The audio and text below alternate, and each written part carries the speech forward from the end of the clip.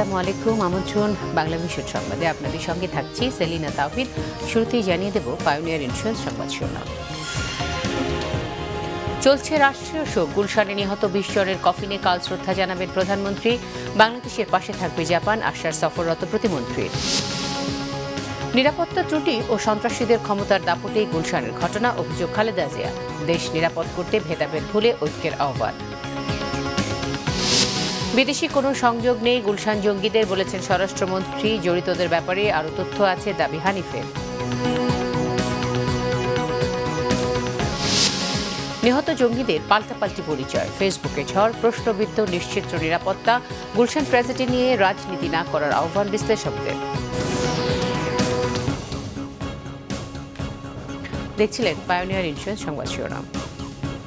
Ifad tea time, চায়ের সাথে সেরাটা। এবারে বিস্তারিত। আগামীকাল সকাল 10টায় আর্মি স্টেডিয়ামে গুলশানে সন্ত্রাসী হামলায় নিহত 20 জনের কফিনে শ্রদ্ধা জানাবেন প্রধানমন্ত্রী শেখ হাসিনা। এরপর সাধারণ জনগণকে শ্রদ্ধা জানানোর সুযোগ দেওয়া হবে। এদিকে গুলশানে রেস্তোরাঁয় হামলার ঘটনায় দুদিনের রাষ্ট্রীয় শোকের প্রথম দিনে সরকারি, আধা সরকারি, স্বায়ত্তশাসিত ও বেসরকারি সকল প্রতিষ্ঠান ও ভবনে জাতীয় পতাকা অর্ধনমিত থাকে। এছাড়া বাংলাদেশি বিদেশি মিশনসমূহেও জাতীয় পতাকা অর্ধনমিত রাখা হয়েছে। গুলশানের ৭৯ নম্বর সড়কে একটি রেস্তোরাঁয় সন্ত্রাসী হামলায় 20 জন জিম্মি ও 2 জন পুলিশ কর্মকর্তা নিহতের ঘটনায় শনিবার দুদিনের রাষ্ট্রীয় শোক ঘোষণা করেন প্রধানমন্ত্রী শেখ হাসিনা। গুলশানের রেস্তোরাঁয় সন্ত্রাসী হামলায় জড়িতদের শেকড় খুঁজে বের করা হবে বলে জানিয়েছেন প্রধানমন্ত্রী শেখ হাসিনা। জাপানের পররাষ্ট্র প্রতিমন্ত্রী সেইজি কেহারা সকালে গণভবনে প্রধানমন্ত্রীর সঙ্গে দেখা করতে গেলে তিনি একথা বলেন। গুলশানের ঘটনাকে অনাকাঙ্ক্ষিত উল্লেখ করে প্রধানমন্ত্রী বলেন, কারা তাদের অস্ত্র বিস্ফোরক দিচ্ছে তাও খুঁজে বের করা হবে।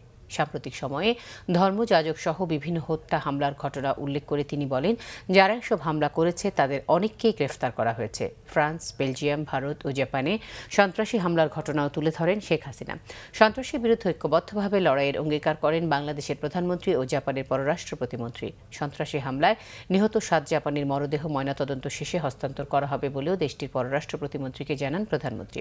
গুলশানে হামলার ঘটনায় যথাযথ পদক্ষেপ নেয় বাংলাদেশ সরকারকে ধন্যবাদ জানান জাপানের পররাষ্ট্র প্রতিমন্ত্রী সেইজি কেহারা। দুদেশের অর্থনৈতিক সহযোগিতার ধারাবাহিকতা অব্যাহত থাকবে বলেও দুপক্ষকে বৈঠকে আশা প্রকাশ করেন।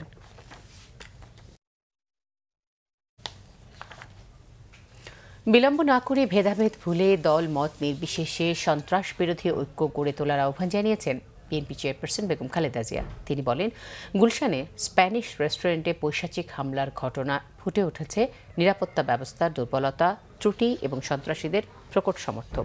কোনো সুস্থ বিবেকবান মানুষ এ ধরনের কাপুরুষোচিত হামলা ও নিরপরাধ মানুষের হত্যাযজ্ঞকে মেনে নেবে না। এই ঘটনায় তীব্র নিন্দা জানিয়ে তিনি বলেন, কোনো আদর্শ কিংবা ধর্মই এ ধরনের কাণ্ড জ্ঞানহীন সন্ত্রাসী কার্যকলাপ অনুমোদন করে না। শোকগ্রস্ত পরিবারের প্রতি গভীর সমবেদনাও জানান বিএনপি চেয়ারপারসন।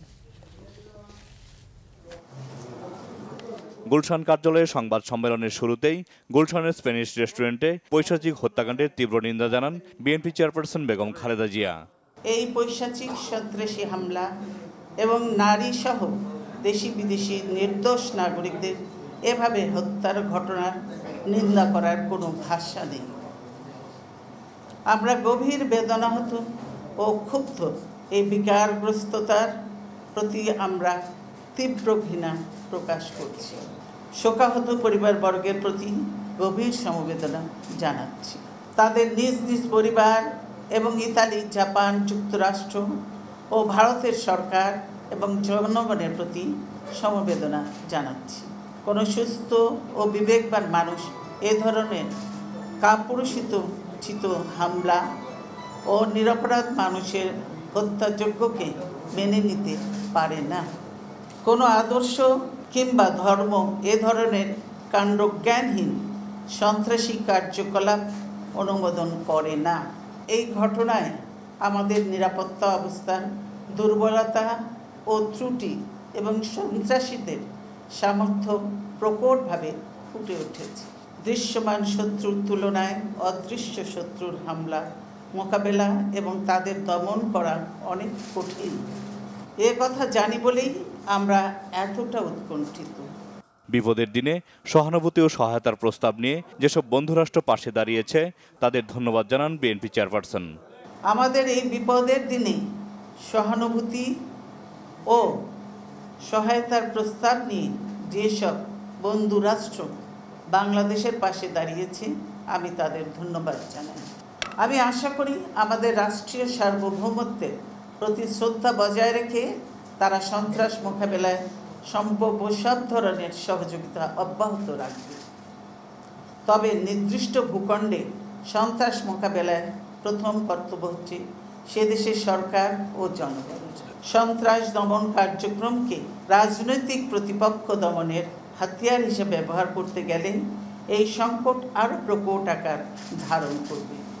সন্ত্রাসবাদ মোকাবেলায় সবাইকে ঐক্যবদ্ধ হওয়ার আহ্বান জানান বেগম জিয়া। কে ক্ষমতায় থাকবে, কে ক্ষমতায় যাবে সেটা আজ বড় কথা নয়। দেশ ও জাতির বর্তমান ও ভবিষ্যৎ আজ বিপন্ন। আমরা যে যাই বলি আমাদের কিছুই থাকবে না, কোনো অর্জনই টিকবে না যদি আমরা সন্ত্রাস দমন করতে না পারি। তাই কাল বিলম্ব না করে আসুন আমরা সব ভেদাভেদ ভুলে দলমত নির্বিশেষে সন্ত্রাস বিরোধী ঐক্য গড়ে তুলি, শান্তিপূর্ণ নিরাপদ গণতান্ত্রিক বাংলাদেশ গড়ে তুলি। অদম্য সাহসিকতায় কমান্ডো অভিযান পরিচালনায় সেনাবাহিনী সহ আইনশৃঙ্খলা বাহিনীকে ধন্যবাদ জানান বিএনপি চেয়ারপারসন বেগম খালেদা জিয়া। জাহাঙ্গীর আকন্দ, বাংলা ভিশন, ঢাকা। এদিকে স্বরাষ্ট্রমন্ত্রী আসাদুজ্জামান খান কামাল জানিয়েছেন গুলশানে হামলাকারীরা দেশীয় জঙ্গি সংগঠনের সদস্য, বিদেশি কোনো মহলের সাথে তাদের যোগাযোগ নেই। আহত পুলিশ সদস্যদের হাসপাতালে দেখতে গিয়ে তিনি কথা বলেন। এদিকে ঘটনাস্থল পরিদর্শন করেছেন জাপানের পররাষ্ট্র প্রতিমন্ত্রী সেইজি কিহারা ছাড়াও অন্যরা। রবিবারও গুলশানের স্প্যানিশ রেস্তোরাঁর আশপাশ ঘিরে রাখে আইনশৃঙ্খলা বাহিনীর সদস্যরা। রেস্তোরাঁয় ঢোকার রাস্তায় বসানো হয়েছে চেকপোস্ট, ঢুকতে দেওয়া হয়নি গণমাধ্যম কর্মীদের, তল্লাশি করা হয় সাধারণ মানুষকে। ঘটনার দিন রেস্তোরাঁর পাশের ভবনে থাকা লোকজন বর্ণনা দেন বিভীষিকার। Very heavy firing and explosion and that type of thing, and then by 10 o'clock everything was under control, and then we could see the bodies of the terrorists on the ground. বেলা 12:30টার দিকে ঘটনাস্থল ঘুরে দেখেন জাপানের পররাষ্ট্র প্রতিমন্ত্রী Seiji কিহারা। সাথে ছিলেন বাংলাদেশে নিযুক্ত জাপানের রাষ্ট্রদূত এবং বাংলাদেশের পররাষ্ট্র সচিব। তারা সাংবাদিকদের সাথে কোনো কথা বলেননি। এর আগে ঢাকা উত্তরের মেয়র আনিসুল হক ইতালির দূতাবাসে যান।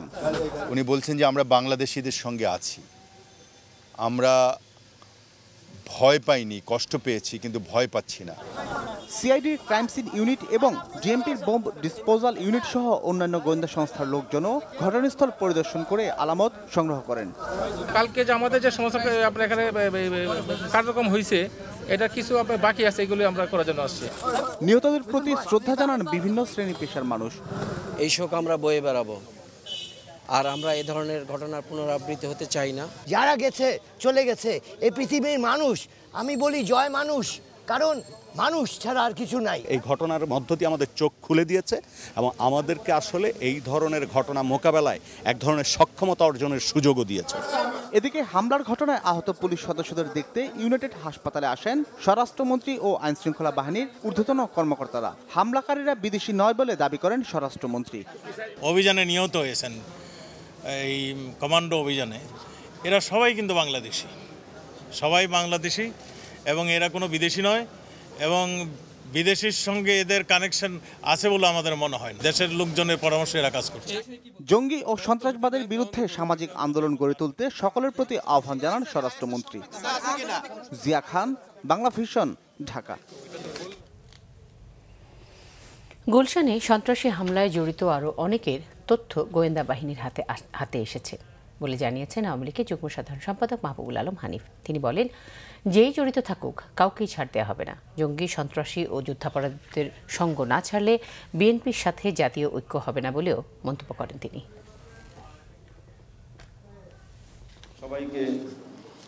বিএনপি চেয়ারপারসন বেগম খালেদা জিয়ার সংবাদ সম্মেলন শেষে আওয়ামী লীগের পক্ষ থেকে তাৎক্ষণিক প্রতিক্রিয়া জানান দলটির যুগ্ম সাধারণ সম্পাদক মাহবুবুল আলম হানিফ।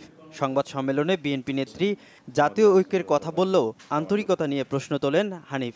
উনি যদি আজকে যুদ্ধ অপরাধী বা এই মানবতা বিরোধী অপরাধী বা এই সন্ত্রাসীদের সঙ্গ ত্যাগ করেন, তাদের লালন পালন বন্ধ করেন, অবশ্যই তাদের সঙ্গে সাধারণ মানুষের বা জনগণের ঐক্য হতে পারে, আমাদের ঐক্য হতে পারে। এর আগে ধানমন্ডিতে আওয়ামী লীগ সভানেত্রীর কার্যালয়ে বৈঠক করে 14 দল। বৈঠক শেষে গুলশানে সন্ত্রাসী হামলার তীব্র নিন্দা ও ধিক্কার জানানো হয়। 11 জুলাই শহীদ মিনারে প্রতিরোধ সমাবেশের ঘোষণা দেন স্বাস্থ্যমন্ত্রী মোহাম্মদ নাসিম। এরা এখানকারই মানে সন্তান বলে দেখছি, টেলিভিশনে দেখছি আর কি, এবং কারা এর সঙ্গে জড়িত সবাই বুঝতে পারছে। আজকে শিবির, যারা ট্রেন শিবির, প্রশিক্ষিত শিবির, এরা আজকে এই কাজগুলো একটা ঘটনা ঘটাচ্ছে, সবাই দেখছে এটা। এদিকে রাজধানীর সবুজবাগে বৌদ্ধ বিহার পরিদর্শন করে বিহারের সংঘনায়ক সহ প্রতিষ্ঠানটির সর্বোচ্চ নিরাপত্তা জোরদারে আশ্বাস দেন দলটির যুগ্ম সাধারণ সম্পাদক মাহবুবুল আলম হানিফ। সেই আস্থাটা আপনারা রাখতে পারেন, ইনশাল্লাহ আপনাদের ভয়ের কোনো কারণ নেই। এখানে আমরা থাকতে আপনাদের এই এলাকার কোনো ক্ষতি হবে না, এই আশ্বস্তটুকু আমরা করে যেতে পারি। প্রত্যেক সন্ত্রাসীকেই তাদেরকে উপযুক্ত শাস্তি দেওয়া হয়েছে, এবং এর সঙ্গে আরও যারা আছে জড়িত তাদের সম্বন্ধে আমাদের কাছে তথ্য চলে এসেছে গোয়েন্দা বাহিনীর হাতে, আইন শৃঙ্খলা হাতে। সকল সন্ত্রাসী ধরা পড়বে এবং তাদের বিরুদ্ধে কঠোর আইনি ব্যবস্থা নেওয়া হবে। আশপাশে সবার গতিবিধি নজর রাখতে ছাত্রলীগের নেতাকর্মীদের নির্দেশ দেন আওয়ামী লীগ নেতারা। সৈয়দ আব্দুল মুহিত, বাংলা ভিশন, ঢাকা। আইএসের প্রকাশিত গুলশান হামলার জঙ্গিদের ছবির সাথে পুলিশের প্রকাশিত জঙ্গিদের ছবির মিল থাকলেও নাম পরিচয়ে মিল পাওয়া যায়নি। এদিকে জঙ্গি হিসাবে প্রচারিত নিহত একজনকে রেস্তোরাঁর শেফ বলে দাবি করেছেন তার পরিবার। অন্যদিকে জঙ্গিদের পূর্ব পরিচিতরাও সামাজিক গণমাধ্যমে জানিয়েছে তাদের প্রকৃত পরিচয়। নিহত জঙ্গিদের অন্তত 3 জন ছিল স্কলাস্টিকা স্কুল এবং মালয়েশিয়ার একটি বিশ্ববিদ্যালয়ের ছাত্র। বিত্তবান ঘরের এই সন্তানরা হামলার বেশ আগে থেকেই ছিল নিখোঁজ।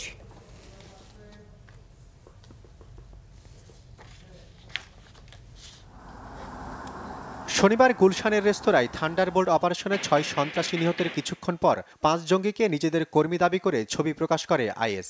পুলিশও প্রকাশ করে জঙ্গিদের নাম। ফেসবুকেও বেরিয়ে আসছে তাদের পরিচয়। এদের একজন নির্বাস। নর্থ সাউথ ইউনিভার্সিটির এক সময় ছাত্র নির্বাস ছিল একাধারে মিউজিশিয়ান ও ফুটবলার। মালয়েশিয়ার একটি বিশ্ববিদ্যালয়েও পড়াশোনা করেছে সে। চিত্রনায়ক ফেরদৌসের সাথেও ছবি দেখা গেছে নির্বাসের। তার নিজের প্রোফাইল ও সাইটের ছবি তুলনা করে অবাধে শেয়ার হচ্ছে ফেসবুকে, যার নাম আবু মুহারিব বলে জানিয়েছে আইএস। নিহত আরেক জঙ্গি মীর সাব্বি মুবাশ্শের ছিল স্কলাস্টিকার ছাত্র। এলেভেল পরীক্ষার আগে গত মার্চে মুবাশ্শের নিখোঁজ হয় বলে তার সহপাঠীর বরাত দিয়ে ছড়িয়েছে ফেসবুকে, যদিও আইএস তার পরিচয় দিয়েছে আবু সালামা নামে। ফেসবুকের পরিচয় অনুযায়ী গুলশান হামলায় নিহত আরেক জঙ্গি রোহান ইমতিয়াজ। সেও ছিল স্কলাস্টিকার ছাত্র। হামলার 10 দিন আগে হঠাৎ উধাও হওয়া ছেলেকে ফিরে আসার অনুরোধ জানিয়ে ফেসবুকে পোস্ট দিয়েছিলেন রোহানের বাবা ইমতিয়াজ খান বাবুল, যিনি ঢাকা মহানগর আওয়ামী লীগের যুব ও ক্রীড়া সম্পাদক। বাবা মার সঙ্গে রোহানের এই ছবি নিয়ে ফেসবুকে বইছে সমালোচনার ঝড়। আইএস বলছে নিহত এই জঙ্গির নাম আবু রহিক। ফেসবুকে আলোচিত আরেক জঙ্গি মাহবুব রাজীব। যদিও নিহত জঙ্গিদের আকাশ, বিকাশ, ডন, বাঁধন ও রিপন নামে সংক্ষিপ্ত পরিচয় করিয়ে দিয়েছে পুলিশ। 6 জঙ্গির মধ্যে একজনের পরিচয় নিয়ে ফেসবুকে চলছে তুমুল সমালোচনা। পুলিশ জঙ্গি হিসেবে নাম প্রকাশ করলেও এই নিহত গুলশান আটিজার রেস্তোরাঁর শেফ ছিল বলে দাবি তার মায়ের। এদিকে উদ্ধার অভিযান নিয়ে কাছের একটি ভবন থেকে লুকিয়ে ধারণ করা ভিডিও ফুটেজ ফেসবুকে শেয়ার হচ্ছে অবাধে। যে ছবিতে যৌথ বাহিনীর অভিযানের আগে রেস্তোরাঁ থেকে কয়েকজন নারী, পুরুষ ও শিশুকে বের হতে দেখা যায়, যাদের ছেড়ে দেয় জঙ্গিরা। এর কিছুক্ষণ পরেই যৌথ বাহিনীর অভিযানে 6 জঙ্গি নিহত হয়। শেষ হয় 12 ঘন্টার শ্বাসরুদ্ধকর জিম্মি সংকটের। জিয়াউল হক সবুজ, বাংলা ভিশন, ঢাকা। মাত্র কদিন আগে দেশজুড়ে সাঁড়াশি অভিযান, ঈদের ছুটিতে নিশ্চিত নিরাপত্তা আর কূটনৈতিক এলাকার কঠোর নজরদারির মধ্যে গুলশানে কিভাবে সম্ভব হলো পরিকল্পিত বিভীষিকাময় হামলা? প্রশ্ন অপরাধ বিশ্লেষকদের। এমন হামলার বিষয়ে কোনো গোয়েন্দা তথ্য না থাকা নিয়েও প্রশ্নবিদ্ধ তারা। জঙ্গি হামলা রুখতে প্রযুক্তিগত দক্ষতা বাড়ানোর পাশাপাশি গোয়েন্দা সংস্থাগুলোর মধ্যে আরও সমন্বয়ের তাগিদ দিয়েছেন বিশ্লেষকরা। শুক্রবার দেশের ইতিহাসের ভয়ঙ্কর সন্ত্রাসী আঘাতটি এলো ঢাকার নিরাপদ কূটনৈতিক জোন গুলশানে। আর হামলার আগেই শুক্রবার সকাল 11:02 টুইট বার্তায় গুলশান এলাকায় হামলার পরিকল্পনার কথা জানান দেয় আইএস। এরপরও এ ব্যাপারে গোয়েন্দা সংস্থাগুলোর কাছে আগাম কোনো তথ্য ছিল কিনা গুরুতর প্রশ্ন অপরাধ বিশেষজ্ঞদের। গোয়েন্দাদের প্রাথমিক ব্যর্থতা, দ্বিতীয় ব্যর্থতা ওই এলাকার এই পুলিশ যারা কাজ করে তাদেরও ব্যর্থতা এটা। এরকম একটা এলাকাতে এর আগে বিদেশে মারা গেছে, ঈদের সময় রাস্তাঘাট ফাঁকা হয়ে যাবে, এরকম একটা সময় তাদের আরও সতর্ক হওয়া উচিত ছিল। জঙ্গি দমনে কদিন আগেই ঘটা করে সারা দেশে চলেছে সাঁড়াশি অভিযান। তার ওপর ঈদের 9 দিনের ছুটিতে ঢাকাকে নিরাপদ রাখতে সর্বোচ্চ ব্যবস্থা নেওয়ার কথা জানিয়েছিলেন ডিএমপি কমিশনার।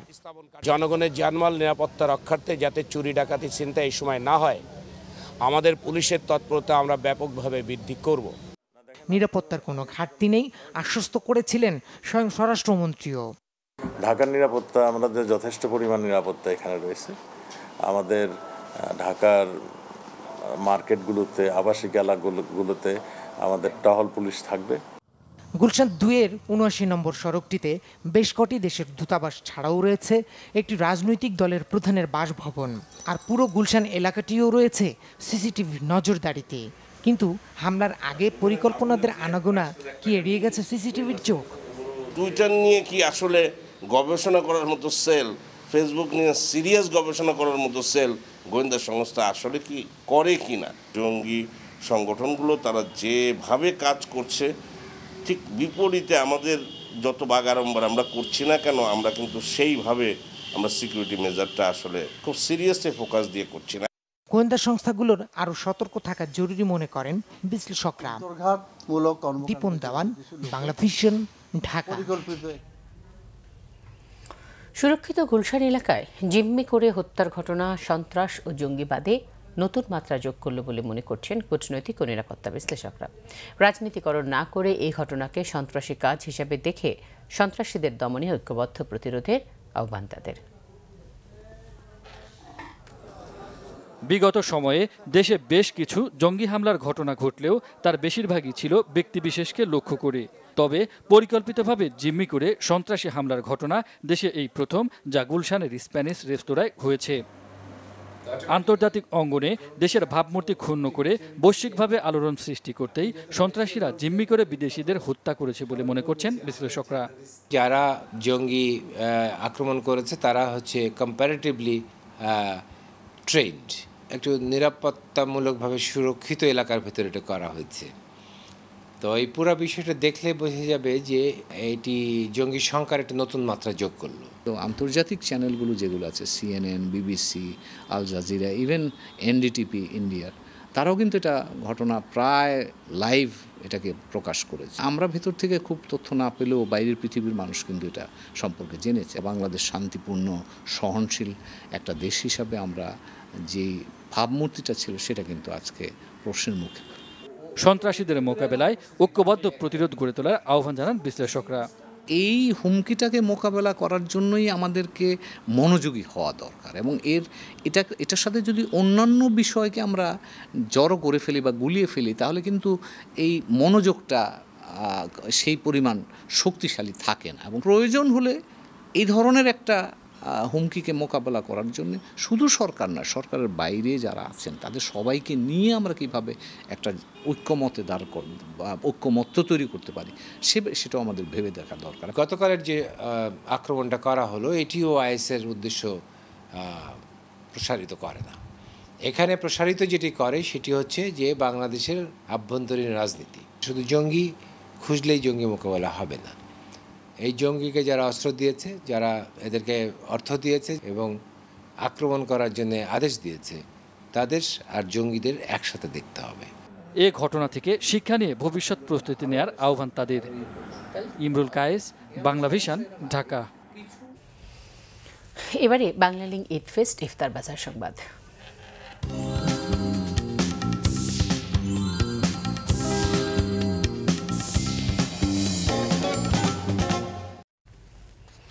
রমজানে চট্টগ্রামের আন্দারকিল্লা শাহী জামি মসজিদ সহ কয়েকটি মসজিদের ইফতার আয়োজন নজর কেড়েছে সবার।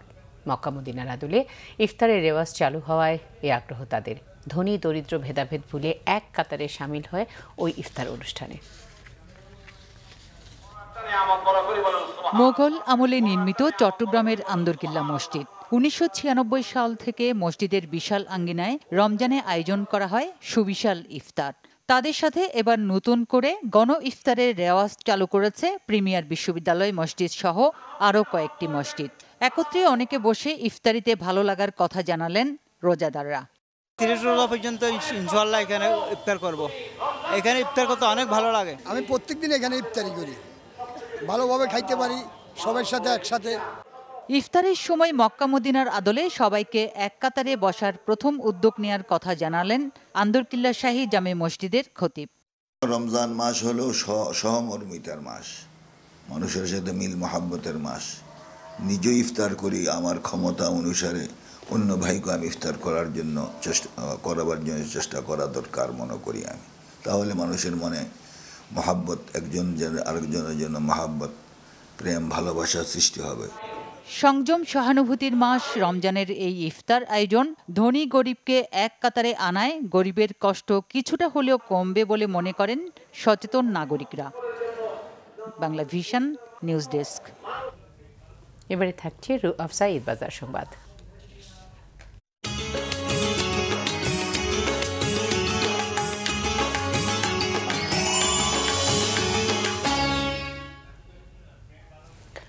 ঈদ উৎসবে মেতে উঠতে শুরু হয়ে গেছে ক্ষণগণনা। পোশাকের সাথে মিলিয়ে অন্যান্য সাজ সামগ্রীর জন্য অনেকেই ছুটছেন নগরীর বিপণী বিতানগুলোতে।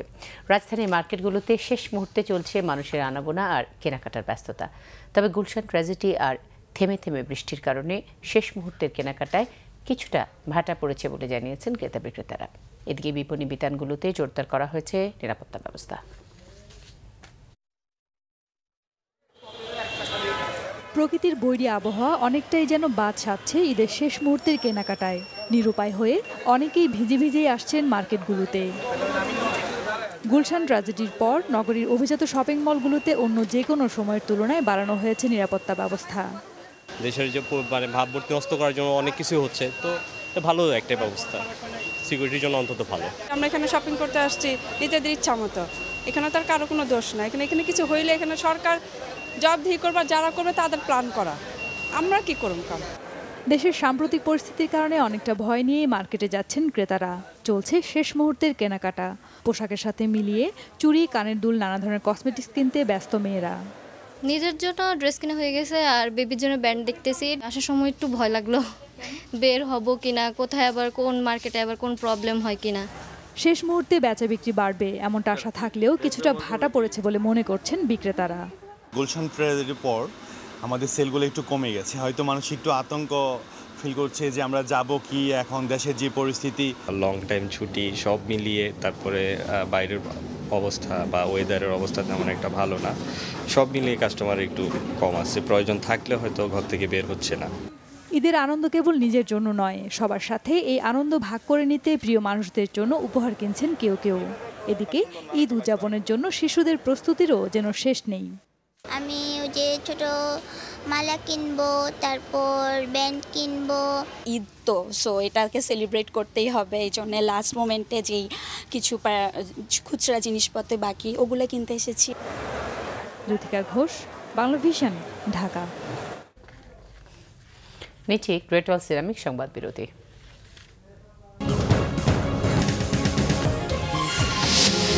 ঈদের স্বস্তির যাত্রা, অন্যবারের মতো ভিড় নেই স্টেশন ও টার্মিনালে।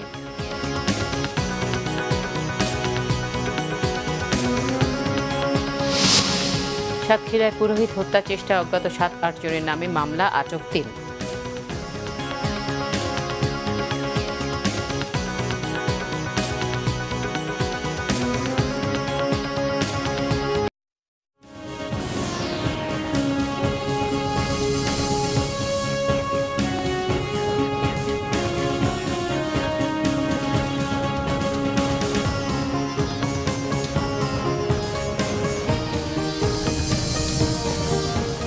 দেখছিলেন বাংলা ভিশন সংবাদ।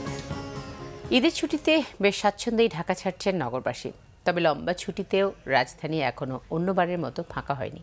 ঢাকার কোথাও কোথাও দেখা গেছে যানজটও। অতিরিক্ত যাত্রীর চাপ নেই বাস টার্মিনালে। পরিবহন সংশ্লিষ্টরা বলছেন লম্বা ছুটির কারণে ধাপে ধাপে বাড়ি ফিরছেন নগরবাসী।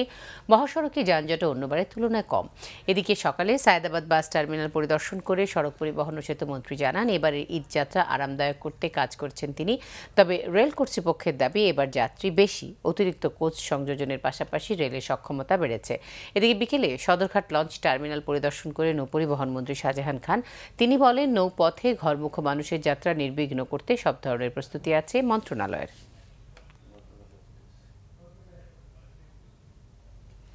সাতক্ষীরায় রাধা গোবিন্দ মন্দিরের পুরোহিতকে হত্যা চেষ্টার ঘটনায় অজ্ঞাত 7-8 জনকে আসামি করে মামলা হয়েছে। আটক করা হয়েছে 3 জনকে। ব্রহ্মরাজপুর রাধা গোবিন্দ মন্দির কমিটির সভাপতি রামপ্রসাদ সাধু বাদী হয়ে সাতক্ষীরা সদর থানায় মামলা করেন। সদর থানার ওসি এমদাদুল হক শেখ জানান জিজ্ঞাসাবাদের জন্য আটক করা হয়েছে 3 জনকে। শনিবার ভোরে পুরোহিত ভবসিন্ধু বরকে কুপিয়ে হত্যার চেষ্টা করে দুর্বৃত্তরা। রাজধানীর বক্ষব্যাধি হাসপাতালে তাকে চিকিৎসা দেওয়া হচ্ছে। নিচে আরও একবার গ্রেটওয়াল সিরামিক সংবাদ বিরতি। গুলশানের ঘটনায় বিশ্বজুড়ে শোক নিন্দা অব্যাহত। এখনও এক ইতালিয়ান নিখোঁজ, দাবি দেশটির পররাষ্ট্র মন্ত্রণালয়ের।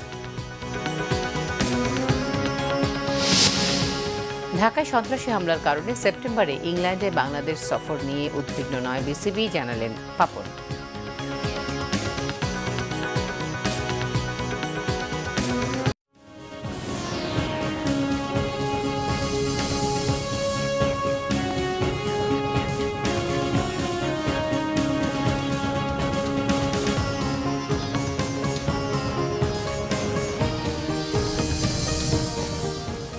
বাংলাদেশের সংবাদ দেখছিলেন।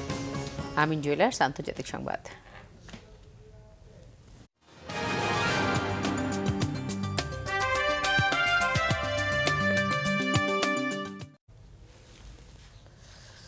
গুলশানে ভয়াবহ জঙ্গি হামলায় বিদেশি নাগরিক সহ 20 জন নিহতের ঘটনায় বিশ্বজুড়ে অব্যাহত রয়েছে শোক আর নিন্দা।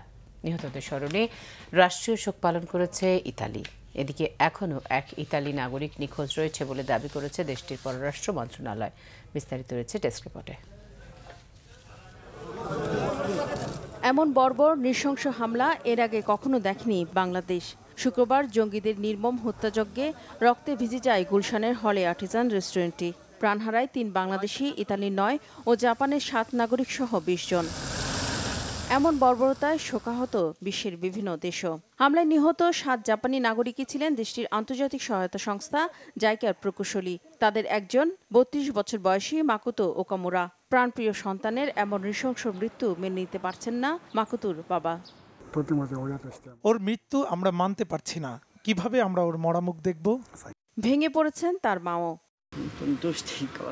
আমি জানি না কি করব, আমার একটাই চিন্তা, কেন সে আমাদের আগে চলে গেল। আর রবিবার দ্বিতীয় দিনের মতো হামলার কড়া নিন্দা জানিয়েছেন জাপানের প্রধানমন্ত্রী শিনজো আবে। নিজ দেশের নাগরিক সহ নিহত সবার পরিবারের প্রতি সমবেদনা জানান তিনি। আমি নিহতদের জন্য প্রার্থনা করছি, তাদের পরিবারের প্রতি সমবেদনা জানাচ্ছি। এমন সন্ত্রাসী হামলা ক্ষমা করা যায় না। হামলায় নিহত ইতালির নাগরিকদের স্মরণে দেশটি জুড়ে পালিত হচ্ছে রাষ্ট্রীয় শোক। অর্ধনমিত রাখা হয়েছে জাতীয় পতাকা। গুলশান হামলার ঘটনায় নিন্দা শোকের পাশাপাশি অব্যাহত রয়েছে সন্ত্রাসবাদ মোকাবেলায় বিভিন্ন দেশের বাংলাদেশকে সহায়তার আশ্বাসও। রিফাত জামান, বাংলাভিশন নিউজ ডেস্ক। এবারে ক্লেমন খেলার সংবাদ।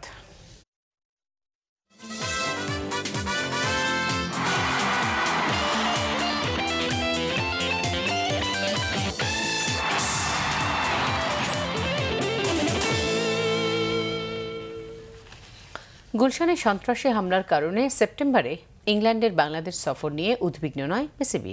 আইসিসি সভা শেষে ফিরে একথা বলেছেন বিসিবি সভাপতি নাজমুল হাসান পাপন।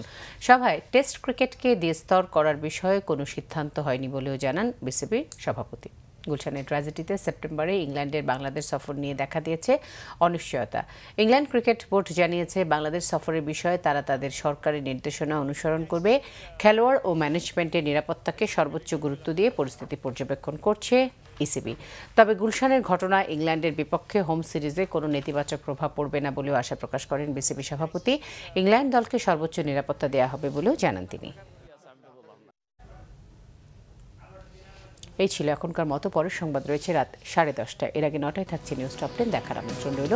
দর্শক, এছাড়াও দেশ ও দেশের বাইরে সবশেষ সংবাদ সবার আগে জানতে যে কোনো সময় আপনার গ্রামীণ ফোন, বাংলা লিংক অথবা এয়ারটেল থেকে ডায়াল করতে পারেন 1616 নম্বরে। ধন্যবাদ সবাইকে।